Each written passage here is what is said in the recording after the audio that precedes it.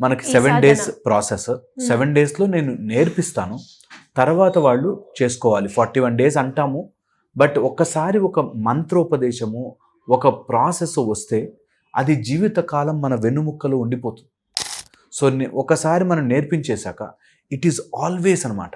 ఇప్పుడు రామ రామ రామ అనుకో, అక్కడ కూర్చో అంటే వాల్మీకి ఎన్ని రోజులు చేయాలి అని అడగలే. శ్రీరామచంద్రుడు వస్తాడు రామరామ అనుకో అంటే ఎప్పటికొస్తాడు అని అడగలేదు హనుమంతుల వారు. భక్త ప్రహ్లాదుడికి నమో నారాయణాయ అనుకో అంటే ఎన్ని రోజులు అనుకోవాలి, రోజుకి ఎన్నిసార్లు చేయాలని అనలే.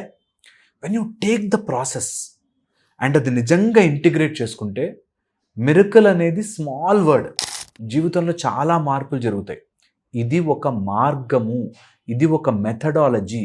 దీనికి మనము ఎవ్వరితో సంబంధం లేకుండా మన లోపలే మనం కూర్చుని చేసుకోవాల్సిన మెథడ్.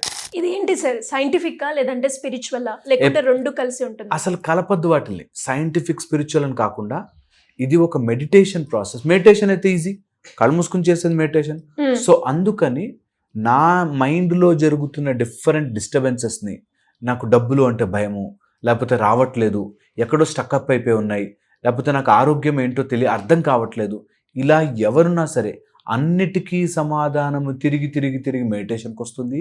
ఆ మెడిటేషన్ సౌర మార్గంలో కౌళ సూర్య మెడిటేషన్ చాలా బాగా ఎఫెక్టివ్గా పనిచేస్తుంది అని తెలిసింది. సో దానికోసం ఇప్పుడు మళ్ళీ దాన్ని నేనేదో మెథడాలజీలో నేర్పించాను కాబట్టి దీనికి సైన్స్కి ముడిపెట్టి మళ్ళీ స్పిరిచువాలిటీకి ముడిపెట్టి చాలామంది కన్ఫ్యూజ్ అయిపోతారు. ఏం కన్ఫ్యూజ్ అవ్వద్దు. జస్ట్ ఓపెన్ మైండ్తో లెర్న్ దిస్ మెథడ్.